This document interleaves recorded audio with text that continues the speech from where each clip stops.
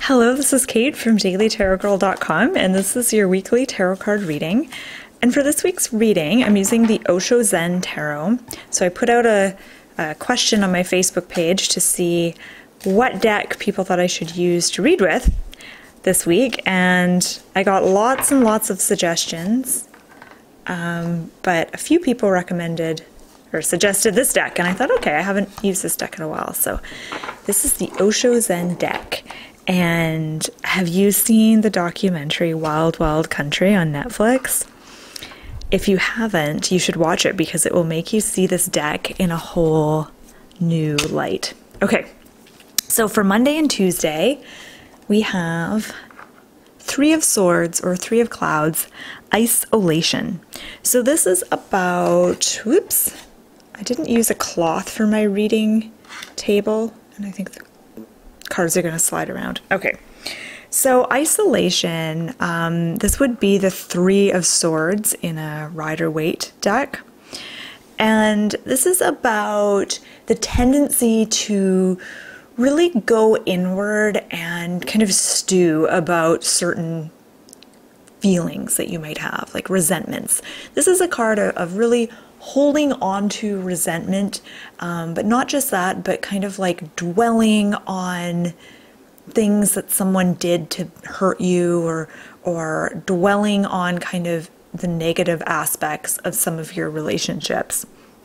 So the reason this card has come up for you is to be aware of this. So you may be more susceptible to being more emotionally raw at the beginning of the week. And what this does is it makes you kind of see things or interpret things in a whole different way. It's like you interpret things through a gray colored lens instead of rose colored lenses. So it's like, instead of being optimistic and seeing the best in things, it's like the opposite of that, being really kind of pessimistic and seeing the worst in people and really isolating yourself.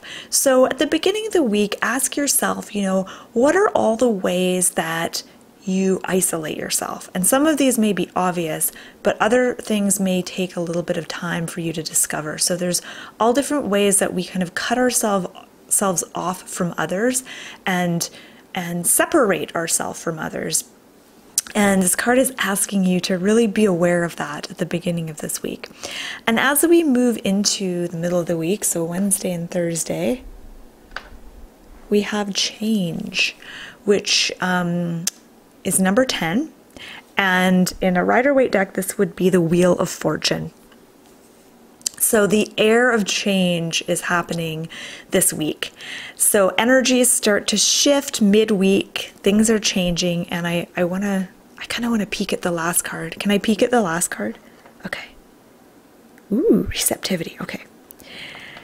So with the Wheel of Fortune, or with change, there is almost a shifting and almost a kind of a tumultuous feeling with this card. Like there's going to be some shifting and changing happening this week.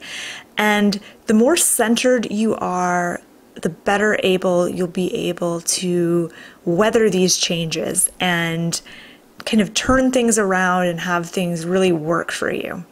Because there's change and then there's change. There's change that is negative change, and there's change that can be positive, and then there's just change for the sake of change, which is super annoying in my opinion.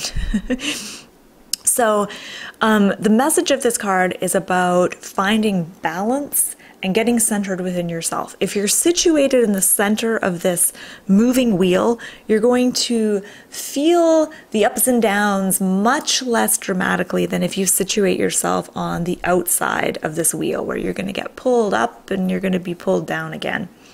So this is about really going within, getting centered within yourself, knowing who you are. Like, what does it mean to be centered? When people say that, like, be centered, like, what does that even mean? I think it means knowing who you are and learning about yourself and being able to go inward into your center, into your core of being, and being able to go inward for wisdom, for nurturing,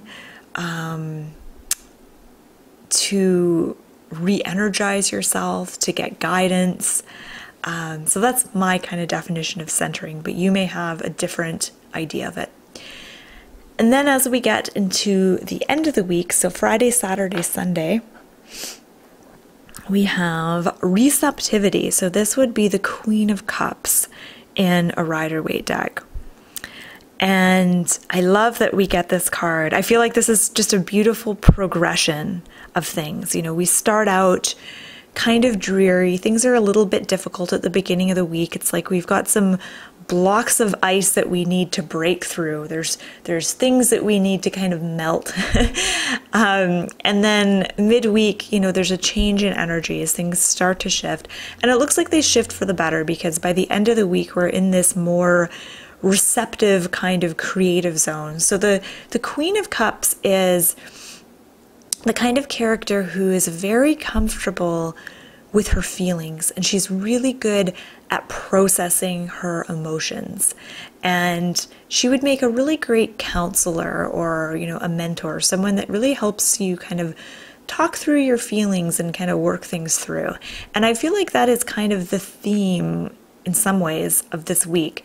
Is it's about really looking at the things that are blocking you, the things that are stopping your energy flow, the things that are keeping you frozen and cold, and being able to melt those blocks, being able to work with your feelings and your thoughts and your emotions and work through things. And this gets things moving. When you observe something, when you become aware of like a particular thought or feeling that's creating suffering for you, you start to create change because you're focused on it and you're aware of it.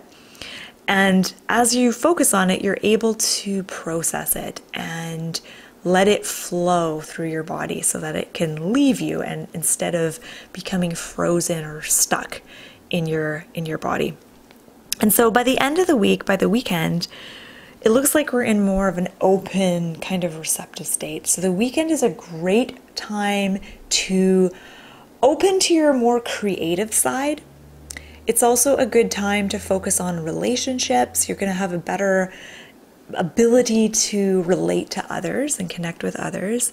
And it's a great time to be receptive to some of your creative ideas. So one thing that I love to do is I love to just sit with a notebook and a pen and just jot down thoughts and ideas and stuff like that I have. And sometimes I'll work with a tarot deck or something to kind of get my creative juices flowing. But that's one thing that comes to mind when I look at this card.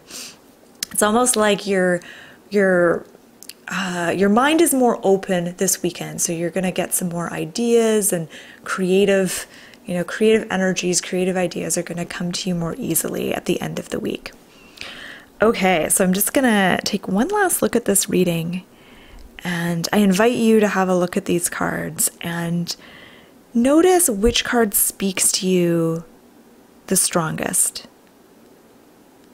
And what is it about that card that you notice? What draws you in? And is it a particular symbol on the card? Is it the coloring? And what does it mean to you? Because while I'm giving you this like general reading about what the cards mean in a very broad kind of general sense, I think each person watching is going to have their own take. So there's going to be a special message just for you in these cards. And I can't tell you what that is, only you can get that message. And you find that message by noticing which card speaks to you, which card draws you in, and what is it saying to you? What elements on that card stand out for you? And, allow yourself to sit with it and contemplate, really take your time. And it may not make sense right away, and that's okay. It may not be clear right off the bat.